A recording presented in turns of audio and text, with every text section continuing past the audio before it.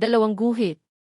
Dalawang matingkad na pink na linya ang tumambad kay Rosalie sa maliit na piraso ng plastik na hawak niya. Napigil niya ang kanyang paghinga, ang kaninang mahinang kaba sa kanyang dibdib ay biglang naging isang malakas na dagundong. Naramdaman niya ang panginginig ng kanyang kamay habang dahan-dahan niyang ibinababa ang pregnancy test sa ibabaw ng lababo. Isang ngiti ang unti-unting sumilay sa kanyang mga labi. Totoo nga. Pagkatapos ng ilang linggong pakiramdam na laging pagod at pagkahilo, heto na ang kumpirmasyon. Isang munting buhay ang nabubuo sa loob niya. Ang bunga ng pagmamahalan nila ni Ricky. Magiging tatay ka na, mahal ko, bulong niya sa hangin, ang mga mata ay nagsisimula ng mamasa. Ito na ang pinakamagandang regalo ko para sa'yo. Pero agad niyang pinigil ang sarili. Hindi. Ngayong araw, siya ang may kaarawan. Siya ang dapat sorpresahin. Naalala niya ang sinabi ni Ricky kagabi bago ito matulog, habang yakap-yakap siya nito. Matulog ka na, mahal. Bukas, sisiguraduhin kong ito na ang magiging pinakamasayang birthday mo. May sorpresa ako sa'yo na hinding-hindi mo makakalimutan.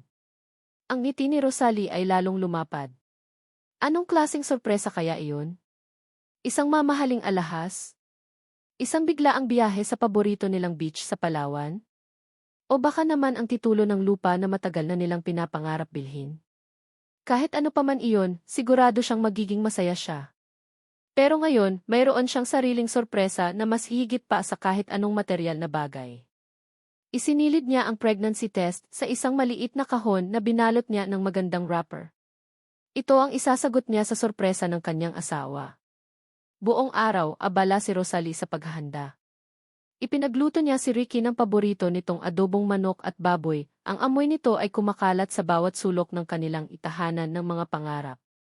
Ganoon nila tawagin ang bahay na ito, isang modernong bungalo sa isang tahimik na subdivision na pinag-ipunan nilang dalawa mula nang sila'y ikasal. Bawat muebles, bawat litratong nakasabit sa pader, ay may kwento ng kanilang pagmamahalan. 6:00 na ng gabi. Dapat ay pauwi na si Ricky. Inayos ni Rosalie ang kanyang sarili. Nagsuklay siya ng kanyang mahabang buhok at naglagay ng kaunting lipstick. Tiningnan niya ang kanyang refleksyon sa salamin.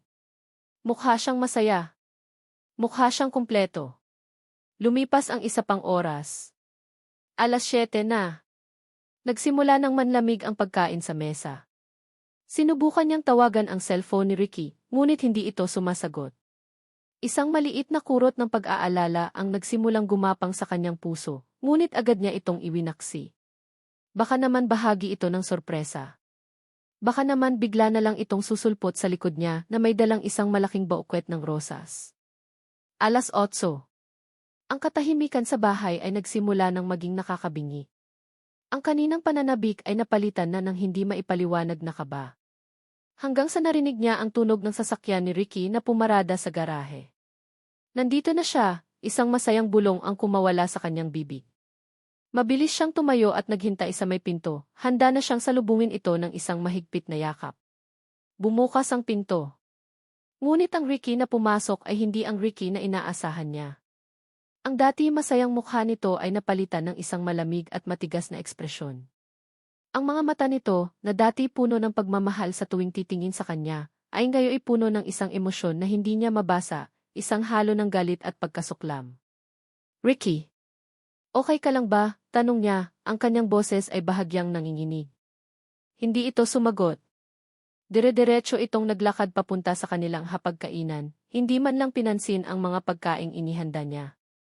Mayroon itong inilabas mula sa dala nitong briefcase, isang malaking brown envelope. Walang sabi-sabing ibinato niya ito sa ibabaw ng mesa. Ang tunog ng pagbagsak nito sa kahoy ay umalinggaw sa buong kabahayan. Napatingin si Rosalie sa envelope pagkatapos ay sa mukha ni Ricky. Ano to, mahal? Ito na ba yung sorpresa mo? Pilit niyang pinasigla ang kanyang boses. Umaasa pa ring bahagi ito ng isang laro. Isang mapaklang tawa ang kumawala sa bibig ni Ricky. Sorpresa. Sorpresa nga ito, Rosalie. Buksan mo. Nanginginig ang mga kamay ni Rosalie habang dahan-dahan niyang binubuksan ang envelope. Ang una niyang nakita ay mga litrato. Mga litrato niya. Sa unang tingin, naguluhan siya. Nasa isang coffee shop siya sa isang litrato, kausap ang katrabaho niyang si Marco.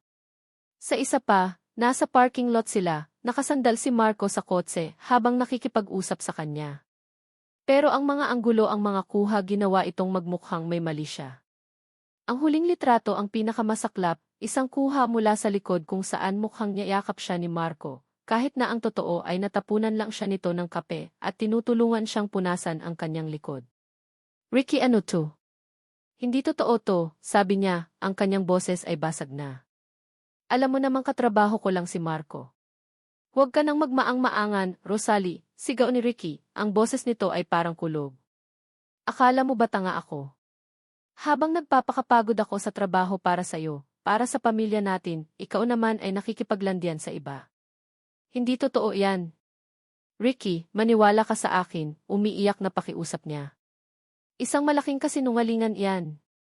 Pero tila bingi si Ricky sa kanyang mga salita. May isa pa siyang kinuha mula sa envelope. Mga dokumento. Inilapag niya ito sa ibabaw ng mga litrato. Hindi lang yan ang regalo ko sa'yo, sabi ni Ricky, ang bawat salita ay parang patalim na tumutusok sa puso ni Rosalie. Basahin mo.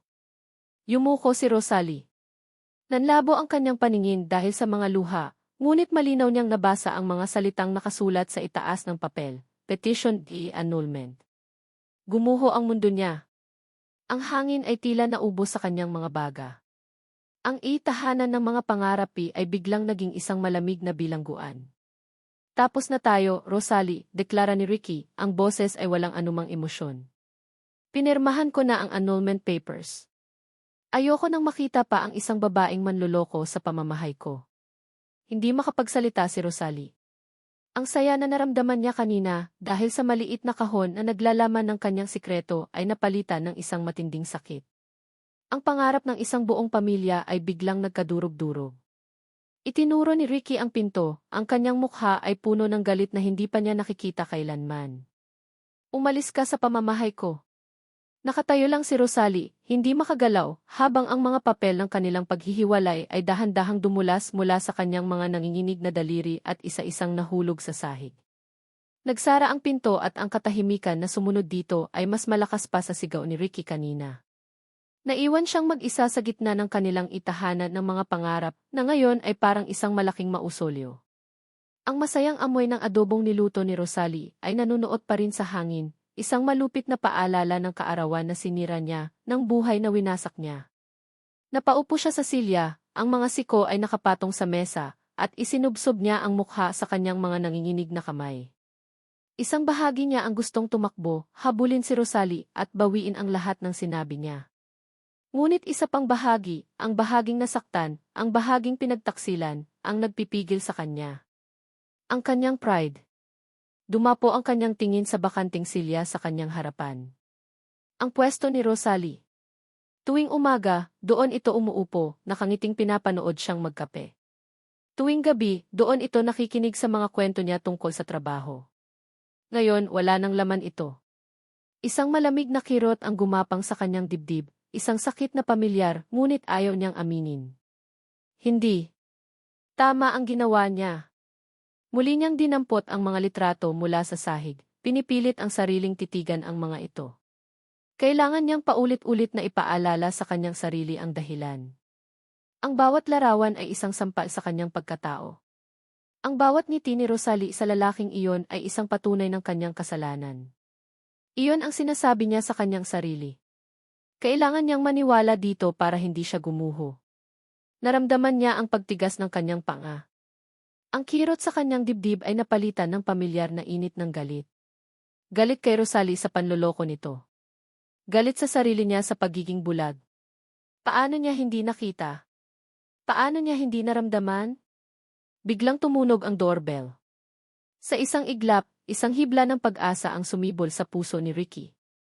Si Rosalie ba iyon? Bumalik ba siya? Mabilis siyang tumayo, ngunit bago pa man niya mahawakan ang seradura, naalala niya ang huli niyang sinabi. Ang pagtataboy niya. Imposibleng bumalik ito. Nang buksan niya ang pinto, si Nikki ang tumambad sa kanya, may dalang isang plastic container ng pagkain. Ang mukha nito ay puno ng pag-aalala. Ricky. Okay ka lang, malambing na tanong ni Nikki. Nakita ko si Rosalie palabas ng subdivision kanina, umiiyak. Nag-alala ako kaya pumunta na ako dito. Otomatikong pumasok si Nikki, inilapag ang pagkain sa mesa, at sinimulang ayusin ang mga nagkalat na papel at litrato. Kumilos siya na para bang siya ang may-ari ng bahay. Kumain ka na muna, Ricky. Alam kong wala ka pa sa sarili mo, sabi nito, inilalagay ang pagkain sa isang plato. I'm so sorry, kailangan mo pang pagdaanan to, kung alam ko lang nahahantong sa ganito. Umupo si Ricky, walang ganang nakatingin sa pagkain. Salamat, Nikki. Pero wala akong gana. Umupo si Nikki sa tapat niya, sa upuan ni Rosalie. Ricky, matagal na kitang kaibigan. Ayokong nakikita kang ganito, sabi niya, ang kanyang boses ay puno ng awa. Matagal ko na ring napapansin, pero ayokong manghimasok. Maraming beses ko na silang nakita na sweet sa isa't isa. Bakit hindi mo sinabi sa akin, tanong ni Ricky, ang boses ay garalgal. Dahil ayokong ako ang maging dahilan ng pagkasira ninyo. Umaasa ako na titigil siya, na maiisip kanya, malungkot na sagot ni Nikki. Pero mukhang nagkamali ako. Naalala ko, nakita ko pa nga sila sa isang cafe noong Lunes. Tawang-tawa sila, parang walang ibang tao sa mundo. Sa pagkarinig nito, bahagyang kumunot ang noo ni Ricky. Lunes? Lunes? Sigurado ka? Lunes, mabilis na sagot ni Nikki. Bakit? Isang alaala ang pumasok sa isip ni Ricky. Noong Lunes, hindi pumasok sa trabaho si Rosalie. Mataas ang lagnat nito. Sa katunayan, nag-work from home pa nga siya noon para maalagaan ito. Buong araw silang magkasama sa bahay, nanonood ng lumang pelikula habang pinupunasan niya ito ng maligamgam na tubig. Imposibleng nasa cafe ito noong araw na iyon. Baka nagkakamali ka lang ng araw, sabi ni Ricky, sinusubukang iwaksi ang maliit na pagdududa na sumibol sa kanyang isipan. Siguro ay Martes ang ibig sabihin ni Nikki. Oh miracles! Pagod lang si Nikki. Stressed. Nag-aalala para sa kanya. Siguro nga, sabi ni Nikki, ngunit may bahagyang kaba sa kanyang ngiti. Mabilis niyang iniba ang usapan. Ang mahalaga ngayon, Ricky, ay ang sarili mo. Kailangan mong maging matatag. Itutok mo na lang muna ang isip mo sa trabaho. Huwag mo nang isipin ang mga problema dito sa bahay. Hinawakan ni Nikki ang kamay niya na nakapatong sa mesa. Hayaan mo muna ako ang bahala sa'yo. Ako na ang mag-aasikaso ng pagkain mo. Ako na ang sisigurong maayos ka. Nandito lang ako para sa'yo, bilang kaibigan mo. Sa pagod at pagkalito na nararamdaman ni Ricky, ang alok ni Nikki ay parang isang life raft sa gitna ng rumaragasang dagat. Ayaw na niyang mag-isip. Ayaw na niyang masaktan.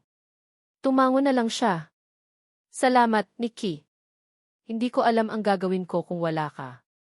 Isang matamis na ngiti ang sumilay sa labi ni Nikki. Isang ngiti ng tagumpay. Nang makaalis na si Nikki, muling bumalik ang katahimikan sa bahay. Umupo si Ricky sa sofa, nakatitig sa kawalan. Ang sinabi ni Nikki tungkol sa araw ng Lunes ay pabalik-balik sa kanyang isipan, isang maliit na tinik na hindi niya mahugot. Pinipilit niyang huwag itong pansinin, ngunit nandoon pa rin. Biglang nag-vibrate ang kanyang cellphone. Kinuha niya ito mula sa kanyang bulsa. Isang text message mula sa isang unknown number. Binuksan niya ito. 2 maikling pangusap lang ang nakasulat, ngunit sapat na iyon para manlamig ang buo niyang katawan. Hindi lahat ng nakikita mo ay totoo. Mag-ingat ka sa taong pinagkakatiwalaan mo. Ang bawat pagpatak ng ulan sa yero ng bubong ay parang maliliit na martilyong paulit-ulit na pumupukpok sa puso ni Rosalie. Ilang araw na siyang nakatulala sa maliit na bintana ng kwartong tinutuluyan niya sa bahay ng kanyang tita Elena. Mula sa modernong bungalo na puno ng pangarap, napunta siya sa isang simpleng silid na amoy luma at puno ng mga alaalang hindi sa kanya. Bawat sulok ng kwarto ay sumisigaw ng katotohanang wala na siya sa sarili niyang tahanan. Wala na siya sa piling ni Ricky. Ang sakit ay isang pisikal na bagay. Nararamdaman niya ito sa bawat paghinga, sa bigat ng kanyang dibdib na hindi nawawala kahit anong pilit niyang pag-iyak. Ang mga salita ni Ricky ay parang sirang plaka na paulit-ulit na tumutugtog sa isip niya. Tapos na tayo. Babaeng manloloko. Umalis ka sa pamamahay ko. Kinapa niya ang kanyang cellphone sa ibabaw ng maliit na mesa. Binuksan niya ito at tinitigan ang litrato nila ni Ricky na nakaset bilang wallpaper, isang kuha noong huli nilang anibersaryo. Pareho silang nakangiti, ang mga mata ay nagniningning. Naramdaman niya ang pamilyar na pag-init ng kanyang mga mata. Gusto niyang tumawag. Gusto niyang magmakaawa. Gusto niyang ipagsigawan na hindi totoo ang lahat ng akusasyon nito. Ngunit pinipigilan siya ng kirot at ng natitira niyang pride. Paano niya ipagtatanggol ang sarili sa taong ayaw maniwala sa kanya? Rose, anak. Isang mahinang katok sa pinto ang pumutol sa kanyang pag-iisip. Pumasok ang kanyang tita Elena, may dalang isang bandehado ng mainit na lugaw. Kailangan mong kumain. Ilang araw ka ng ganyan. Mamamayat ka niyan. Inilapag nito ang pagkain sa mesa at umupo sa tabi niya sa kama. Hinaplos nito ang kanyang likod. Si Tita Elena ang tumayong pangalawang ina niya mula nang pumanaw ang kanyang mga magulang. Ito lang ang natatakbuhan niya sa mga panahong tulad nito. Tita, ang sakit-sakit po, hagulgol ni Rosalie, isinubsob ang mukha sa balikat ng tiyahin. Alam ko, anak. Alam ko, mahinang sagot nito. Iiyak mo lang lahat yan. Walang masama sa pag-iyak. Ngunit habang lumilipas ang mga araw, napansin ni Rosalie na may kakaiba sa kanyang katawan, bukod sa sakit ng puso. Lagi siyang pagod. Kahit wala siyang ginagawa, para siyang naubusan ng lakas. At ang umaga ay laging sinasalubong ng matinding pagkahilo at pagduduwal. Noong una, inakala niyang dahil lang ito sa stress at depresyon. Rose, napapansin ko, lagi kang nagsusuka tuwing umaga, sabi ng Tita Elena niya isang araw habang nag-aayos ito ng mga damit. At parang maselan ka sa amoy ngayon. Kanina, nagluto ako ng tuyo, halos isuka mo ang lahat ng kinain mo. Napahawak si Rosalie sa kanyang tiyan. Hindi ko po alam, tita. Siguro epekto lang po ito ng lahat ng nangyayari. Tinitigan siya ng kanyang tiyahin, ang mga mata nito ay puno ng isang kutob na tanging isang nakatatandang babae lang ang makakaintindi. Anak, kailan ka huling nagkaroon? Natigilan si Rosalie. Napaisip siya. Sa lahat ng gulo, hindi na niya namalayan ang oras. Mahigit isang buwan na siyang delayed. At bigla, isang imahe ang pumasok sa kanyang isip, ang maliit na kahon na binalot niya ng magandang wrapper. Ang kahon na naglalaman ng pregnancy test. Naiwan niya iyon sa banyo ng kanilang bahay, sa ibabaw ng lababo, sa gitna ng kanyang pagmamadaling umalis. Isang malamig na takot ang biglang gumapang sa kanyang dibdib, kasabay ng isang maliit na kislap ng pag-asa. Tita, kailangan ko pong pumunta sa doktor, sabi niya, ang boses ay halos pabulong. Kinabukasan, sa isang maliit na klinika sa kanilang lugar, nakaupo si Rosalie sa harap ng isang may edad ng doktora. Ang bawat tibok ng kanyang puso ay isang malakas na dagundong sa kanyang tainga. Congratulations, Jim-Res de Villa, nakangiting sabi ng doktora habang tinitingnan ang resulta ng mga test. You are 8 weeks pregnant. At base sa ultrasound, malusog na malusog ang baby mo. Ang mga salita ng doktora ay parang isang alinggaw mula sa malayo. Hindi agad ito nag-sink in sa isip ni Rosalie. Tumingin siya sa monitor ng ultrasound machine. Isang maliit, kumukurap-kurap na tuldok sa gitna ng kadiliman. Iyon ba ang anak niya? Ang anak nila ni Ricky? Gusto mo bang marinig ang heartbeat niya? Tanong ng doktora. Tumango lang si Rosalie, hindi pa rin makapagsalita. Isang malakas, mabilis, at ritmikong tunog ang pumuno sa silid. Dog-dog. Dog-dog. Dog-dog. Ang tunog ng buhay. Ang tunog ng puso ng kanyang anak. Sa pagkarinig noon, gumuho ang lahat ng pader na itinayo ni Rosalie sa paligid ng kanyang puso. Isang butil ng luha ang pumatak sa kanyang kamay na sinundan pa ng marami. Hindi ito luha ng kalungkutan. Hindi ito luha ng galit. Ito ay luha ng isang emosyon na mas malalim pa, isang halo ng pag-ibig, takot, at isang bagong tuklas na determinasyon. Pag-uwi niya sa bahay ng kanyang tita Elena, dala-dala niya ang maliit na sobre na naglalaman ng resulta at ng larawan mula sa ultrasound. Umupo siya sa kama at tinitigan ito. Ang maliit na tuldok na iyon. Ang tibok ng pusong iyon. Iyon na ngayon ang kanyang mundo. Kinuha niya ang kanyang cellphone. Sa huling pagkakataon, tiningnan niya ang larawan nila ni Ricky. Naalala niya ang pangarap nila na magkaroon ng isang masayang pamilya. Isang pangarap na dinurog ng kasinungalingan. Hindi. Hindi niya hahayaang pati ang anak niya ay madamay sa pagkawasak na ito. Kung ayaw ni Ricky na maging bahagi ng buhay nila, kung mas pinaniniwalaan nito ang mga kasinungalingan kaysa sa kanya, kung gayon, mag-isa niyang itataguyod ang anak niya. Hindi na siya ang Rosalie na mahina at laging umiiyak. Ngayon, isa na siyang ina. At gagawin niya ang lahat para sa buhay na nasa loob niya. May bagong lakas na dumaloy sa kanyang mga ugat. Dahan-dahan, pinindot niya ang pangalan ni Ricky sa kanyang contacts. Ngunit imbes na ang call button ang pindutin, ang A-block this caller ang pinili niya. Isang malalim na hininga ang pinakawalan niya, kasabay ng pagpapakawala sa nakaraan. Hinaplos niya ang kanyang patagparing tiyan, at isang pangako ang binitiwan niya, hindi para sa hangin, kundi para sa munting buhay na umaasa sa kanya. Hindi ka mag-iisa, anak, bulong niya, ang mga luha ay muling pumatak, ngunit ngayon ay mga luha na ng pagmamahal at determinasyon. Kahit anong mangyari, poprotektahan kita. Aalagaan kita. Ang dalawang guhit na dati simbolo ng sorpresa para sa isang pag-ibig na naglaho, ay ngayon naging dalawang guhit ng pag-asa para sa isang bagong simula. Isang simula na silang dalawa lang ng kanyang anak ang magkasama. Tumingin siya sa kawalan, ngunit sa unang pagkakataon sa loob ng maraming araw, hindi na ito madilim. Mayroon ng liwanag. Mayroon ng direksyon. Kakayanin ko ito, sabi niya sa sarili, ang kanyang boses ay hindi na basag, kundi matatag at buo. Para sa anak ko. Isang malamig na pawis ang gumising kay Ricky. Humahabol siya sa kanyang paghinga, ang kanyang puso ay kumakaripas sa loob ng kanyang dibdib. Sa kanyang panaginip, naroon na naman si Rosalie. Nakatayo ito sa gitna ng kadiliman, umiiyak, ang mga kamay ay nakaunat sa kanya. Sinubukan niyang abutin ito, ngunit habang papalapit siya, lalo itong lumalayo, hanggang sa lamunin ito ng dilim at tanging ang mga hikbi na lang nito ang kanyang naririnig. Napabangon siya at napasabunot sa sariling buhok. Halos isang buwan na. Halos isang buwan na siyang binabangungot gabi-gabi. Halos isang buwan na ring walang laman ang kalahati ng kama. Ang itahanan ng mga pangarapi ay isa na lang malaki at tahimik na bahay. Ang bawat sulok ay may anino ni Rosalie. Ang paborito nitong upuan sa sala, ang tasa ng kape na huli nitong ginamit, ang amoy ng shampoo nito na tila naiwan pa rin sa mga unan. Sinubukan niyang ibaling ang isip sa trabaho, nagpapakalunod sa mga papeles at meetings mula umaga hanggang gabi. Iyon lang ang tanging paraan para hindi siya mabaliw sa katahimikan at sa sarili niyang mga iniisip. Bumaba siya para magtimpla ng kape. Pagdating niya sa kusina, naabutan niya si Nikki na nag-aayos na ng almusal sa mesa. Sa loob ng nagdaang mga linggo, naging regular na ang presensya nito sa bahay.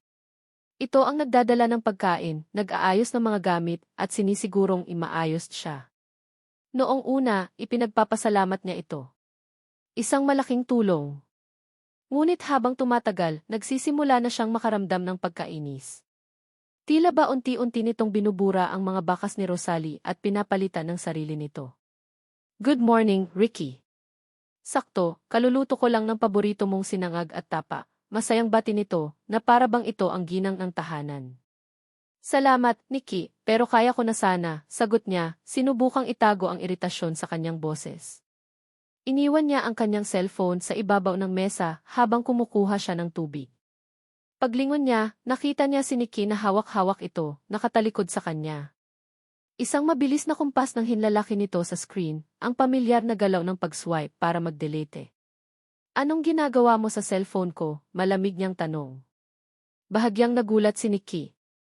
Mabilis itong humarap, isang pilit na ngiti ang nakapaskil sa mukha. Ah, wala. May nag-text lang na spam message. Binura ko lang para hindi ka maistorbo. Tinitigan niya ito. Ang paliwanag ay simple at kapanipaniwala, ngunit ang kaba sa mga mata nito ay hindi maitago. Muli na namang sumagi sa isip niya ang sinabi nito tungkol sa araw ng Lunes. Isa na namang maliit na bagay na hindi magtugma. Ngunit pinili niyang huwag na lang itong palakihin. Sa susunod, hayaan mo na lang. Ako na ang bahala sa mga mensahe ko, sabi na lang niya bago umupo para kumain. Kinahapunan, nasa opisina si Ricky, pilit na itinuon ang atensyon sa isang kontratang binabasa.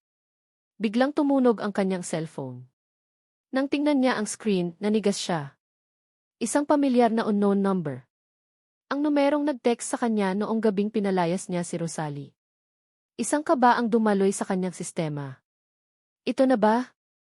Sasagutin na sana niya nang biglang bumukas ang pinto ng kanyang opisina. Pumasok si Nikki na may dalang mga dokumento. Ricky, kailangan mo raw pirmahan to, sabi ni Sir. Natigil ito nang makita ang tumutunog na cellphone sa ibabaw ng mesa. Ang mga mata nito ay nanlaki nang makita ang numero. Bago pa man makakilo si Ricky, mabilis nitong dinampot ang cellphone at pinindot ang reject call. Nikki, anong ginagawa mo? Galit na tanong ni Ricky, napatayo mula sa kanyang upuan. Ay, sorry. Akala ko yung makulit na supplier na naman na laging tumatawag, mabilis nitong palusot, ngunit ang panginginig ng boses nito ay hindi nakaligtas sa pandinig ni Ricky. Huwag mo nang pansinin yun. Siguradong nangungulit lang ulit. Pero alam ni Ricky na hindi iyon totoo. Ang isang supplier ay hindi magte-text ng isang misteryosong babala. Ang pagdududa na dati isang maliit na tinik lang ay isa ng malaking punyal na nakatarak sa kanyang isipan. Kinagabihan, pag-uwi niya, sinabi niyang masama ang kanyang pakiramdam at kailangan niyang magpahinga. Iyon ang ginamit niyang dahilan para mapaalis si Nikki. Nang masiguro niyang wala na ito, dahan-dahan siyang umakyat sa ikalawang palapag. Hindi siya pumunta sa kanilang kwarto, kundi sa isang maliit na silid sa dulo ng pasilyo. Ang silid na ginawang maliit na opisina at sanctuary ni Rosalie. Pagbukas niya ng pinto, sumalubong sa kanya ang amoy ni Rosalie, isang pinaghalong amoy ng lumang libro at banayad na bulaklak. Dito, tila huminto ang oras. Ang lahat ay nasa ayos kung paano niya ito iniwan. Dahan-dahan siyang umupo sa silya nito, hinaplos ang makinis na kahoy ng desk. Bakit siya narito? Ano ang hinahanap niya? Hindi niya alam. Ang alam niya lang, kailangan niya ng sagot. Binuksan niya ang mga drawer. Mga lumang resibo, mga art materials, mga sulat mula sa kanya noong sila'y magkasintahan pa. Bawat bagay na mahawakan niya ay nagdudulot ng kirot. Hanggang sa isang drawer sa pinakailalim, may nakita siyang isang simpleng leather-bound journal. Ang diary ni Rosalie. Nag-alinlangan siya. Ito ang pinakapribadong pag-aari nito. Ang pagbuklat nito ay isang malaking paglapastangan. Ngunit ang pangangailangan niyang malaman ang katotohanan ay mas malakas. Nanginginig ang mga kamay niya habang binubuklat ang mga pahina.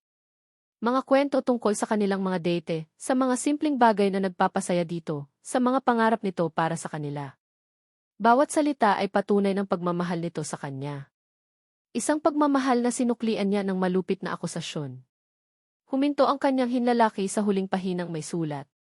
Nakita niya ang petsa, ang araw ng kaarawan nito. Ang araw na winasak niya ang mundo nito. Nagsimula siyang basahin ang pamilyar na sulat kamay ni Rosalie. Ang mga salita ay tila sumasaksak sa kanyang puso. At pagkatapos, nabasa niya ang huling pangungusap. Sorpresa para kay Ricky sa birthday ko, baby natin. Nabitiwan ni Ricky ang journal. Ang mga salita ay umalinggaw sa kanyang isipan, paulit-ulit, na parang isang hatol. Ang hangin ay tila naubos sa silid. Ang tibok ng kanyang puso ay huminto.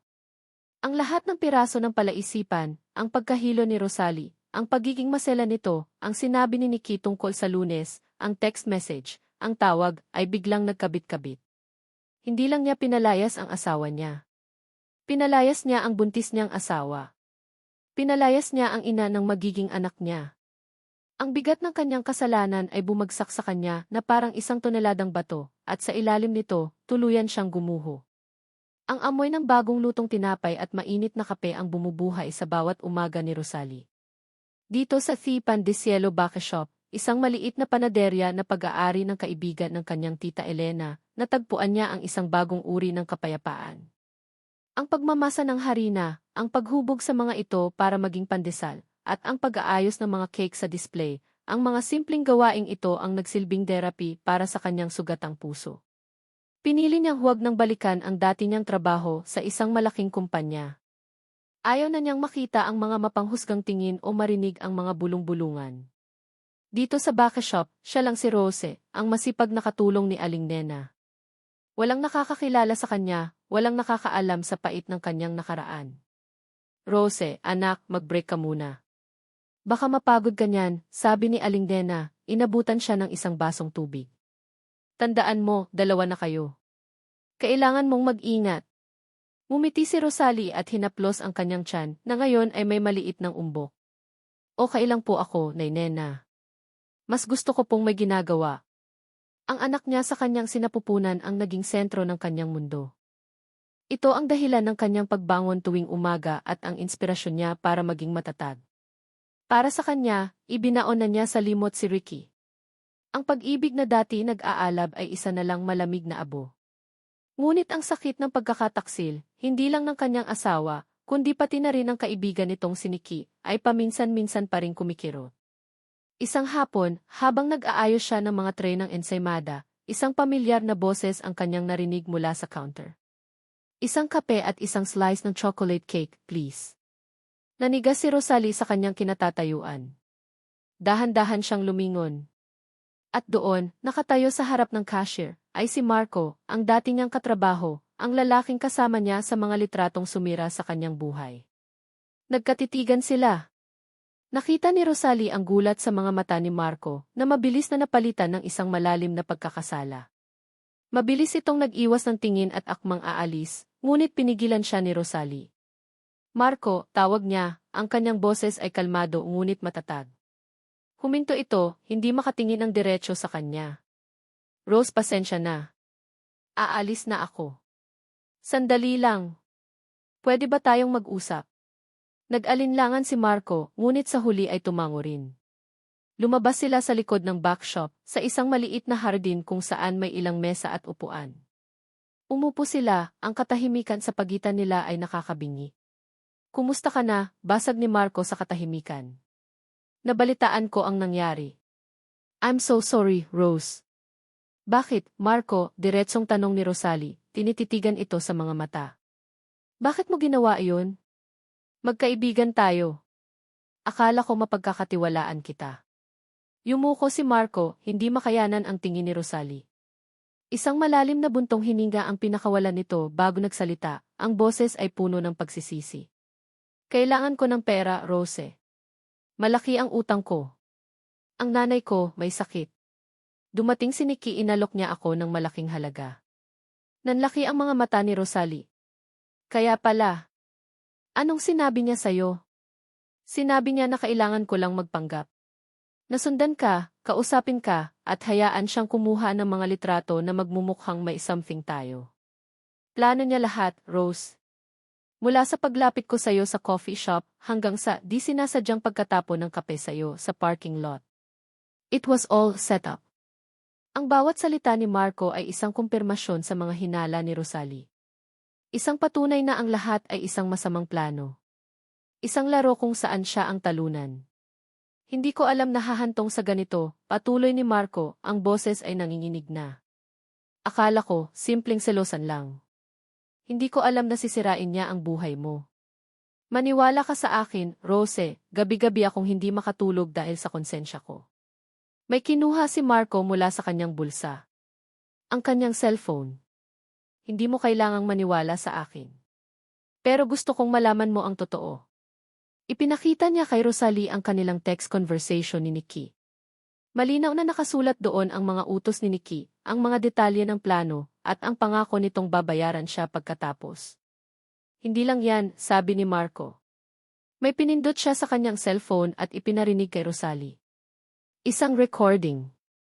Ang boses ni Nikki, malinaw at malupit. Gawin mo lang simple. Tiyakin mong magmumukhang close kayo. Isang maliit na hawak sa braso, isang tapik sa likod. Ako na ang bahala sa anggulo.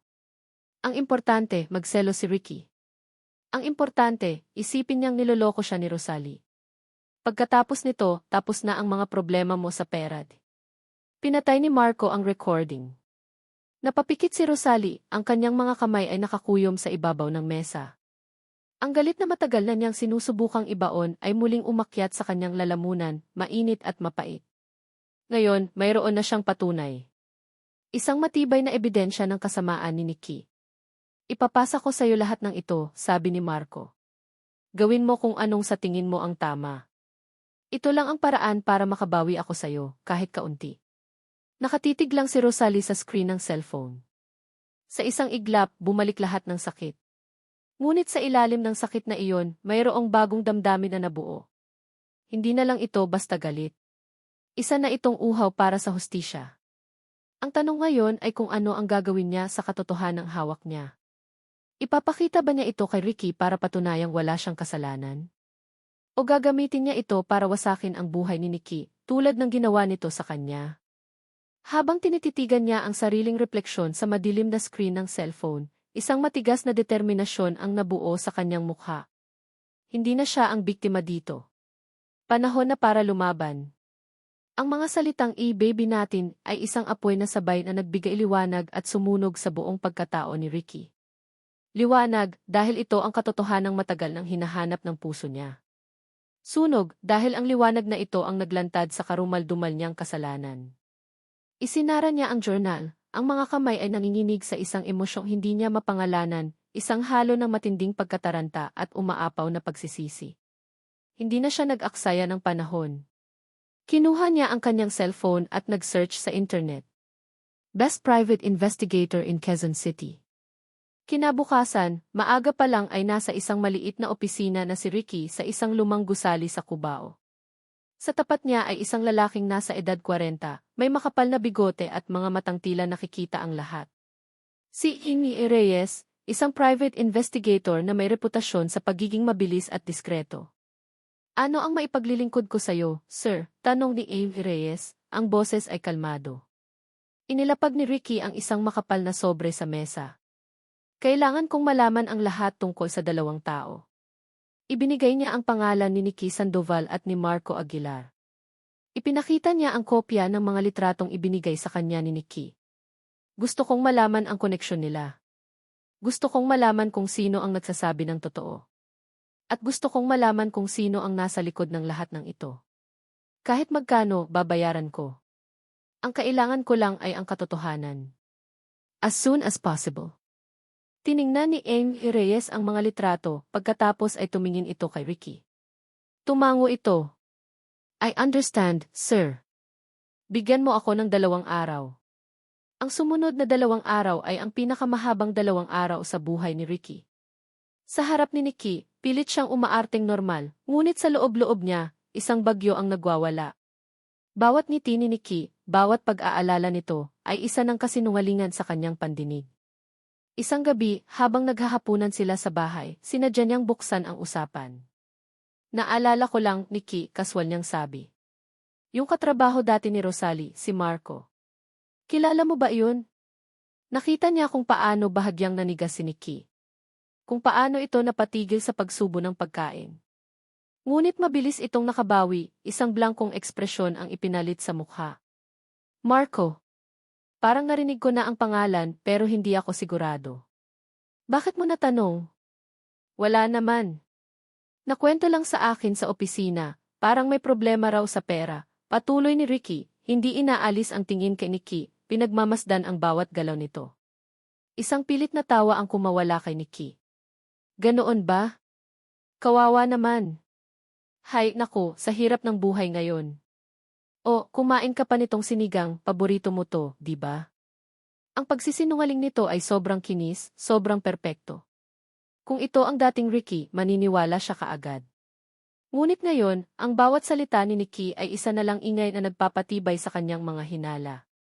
Kitang-kita niya ang bahagyang panginginig ng kamay nito habang inaabot ang sandok. Kitang-kita niya ang takot na pilit itinatago sa likod ng mga pekeng ngiti. Kinabukasan, habang nasa gitna siya ng isang mahalagang meeting, nag-vibrate ang kanyang cellphone. Isang text message mula kay Amy Reyes. "Sir, nasa parking lot ako ng building ninyo. Dala ko na ang kailangan ninyo." Mabilis na nagpaalam si Ricky sa meeting, sinabing mayroon siyang emergency. Halos takbuhin niya ang elevator pababa. Ang kanyang puso ay dumadagundong sa bawat palapag na nilalagpasan. Pagdating niya sa parking lot, nakita niya ang sasakyan ni Amy Reyes. Pumasok siya sa loob. Walang imik na iniabot ni Amy Reyes ang isang malaking brown folder. Nanginginig ang mga kamay ni Ricky habang binubuksan ito. Ang unang pahina ay isang kopya ng bank statement. Isang bank transfer. Mula sa account ni Monica, Nikki Sandoval papunta sa account ni Marco Aguilar. Ang halaga, 200,000 piso. Ang petsa, 3 araw bago ang birthday ni Rosalie. Nanikip ang dibdib ni Ricky. Napalunok siya. Ang sumunod na mga pahina ay screenshots ng text conversation. Ang usapan ni Nikki at Marco. Bawat mensahe ay isang detalyadong utos, isang malinaw na plano kung paano isasagawa ang panloloko. Nikki, just act natural. Make sure it looks like you're comforting her. Marco, okay. Basta sigurado yung usapan natin ha. Nikki, don't worry. The money will be in your account as soon as get the pictures need. Ang huling papel sa folder ay ang pinakamatindi. Isang sinumpaang salaysay na pirmado ni Marco Aguilar. Nakasulat doon ang lahat, ang pag-amin na binayaran siya, ang detalyadong pagsunod niya sa mga utos ni Nikki, at ang kanyang malaking pagsisisi sa ginawa niya kay Rosalie. Nakatitig si Ricky sa mga papel, ngunit hindi na niya ito nakikita.